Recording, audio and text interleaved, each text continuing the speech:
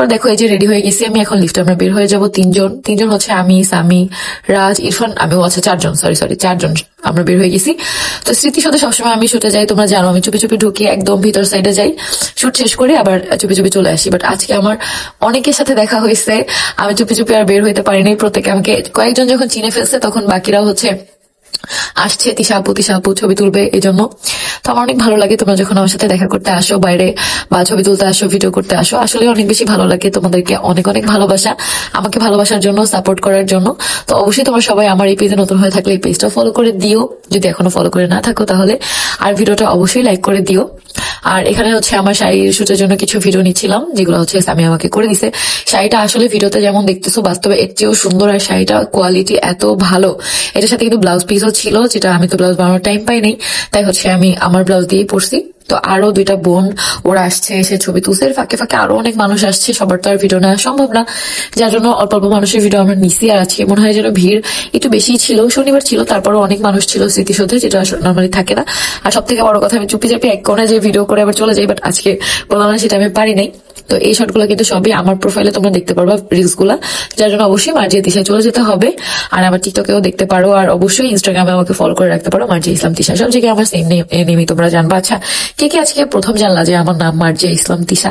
সবাই তো তিশা নামে আমাকে চিনো, তাও তো এখন তিশা নামটা জানো, আগে তো সবাই আমাকে টিয়া আপু বলতা, সেই টিয়া নামটা এখন বন্ধ হয়ে তিশা আসছে, আমার রিয়েল নাম। আর সবাই এই নামে চিনো, এটা আমার অনেক বেশি ভালো লাগছে। আগে সবাই আমাকে দূর থেকে টিয়া আপু এভাবে বলতো সবাই। টিয়া আমাদের পেজের নাম, ওটা আমারই দেয়া নাম।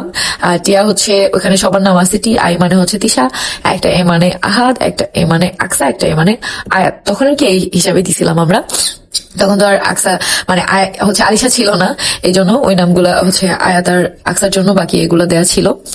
তো এটা মিলাই হচ্ছে টিয়া। তো অনেকেই সেজন্য বুঝতে যায় হয়তো আমার নাম টিয়া, কিন্তু না, আমার নাম হচ্ছে মার্জিয়া ইসলাম তিশা।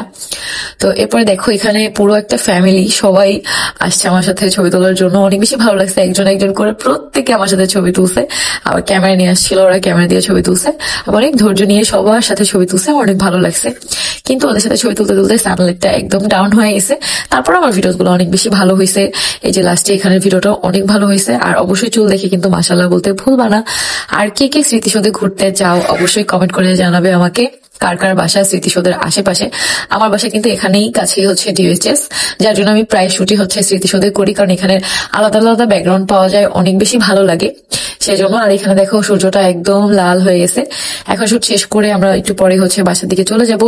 তো এখানে আমি বলতেছিলাম স্বামীকে যে যাওয়ার আগে আর কিছু শুট যাতে আমি নেই, তো লাস্ট একটা ভিডিও করে তারপর আমরা চলে যাচ্ছি। পাখিগুলো এখন ওদের বাসায় যাচ্ছে, আমরাও আমাদের বাসায় যাচ্ছি। অনেক মানুষই এখন বের হয়ে যাবে, কারণ হাইয়েস্ট হচ্ছে 5:30 পর্যন্ত তোমরা স্মৃতিসৌধে স্টে করতে পারবা, তারপর পারবা না, তারপর তোমাদের বাসায় চলে যেতে হবে। তো গেটের বাইরেও কিছু ভালোবাসার মানুষের সাথে দেখা হলো। আর বাসার নিচে এসে দেখি আমি এখানে আলিশা পাখি চলে আসছে ওর ফুপির সাথে, ও ঘুরঘুরু দিতে গেছিল, তো ওকে নিয়ে উপরে উঠে গেলাম। তো উপরে উঠে যে দেখি একটা পার্সেল চলে আসছে, যেটা আমার আম্মুর বাসায় আসছিল, আব্বু আসার সময় হচ্ছে নিয়ে আসছে। তো সেটাই হচ্ছে আমি আনবক্সিং করতেছিলাম। এখানে একটা ল্যাম্প ছিল, ল্যাম্পের সাথে একটা টুল ছিল, আর যেটা আমি খুলে দেখতেছিলাম এত সুন্দর ছিল ল্যাম্পটার, টুলটা অনেক সুন্দর ছিল। এটার আমি লাইট দেওয়ার পরে সেটিং করার পরে তোমাদেরকে দেখাবো অবশ্যই। আর শীত আসতে না আসতে কিন্তু আমি জুতো পরা শুরু করে দিচ্ছি, কারণ আমি ফ্লোরে একদমই খালি পায়ে হাঁটতে পারি না, আমার অনেক বেশি ঠান্ডা লাগে পায়ে। আমি জানি না কেন, গরমের দিনে আমার গরমও লাগে বেশি পায়ে, আবার শীতের দিনে ঠান্ডাও বেশি লাগে পায়ে।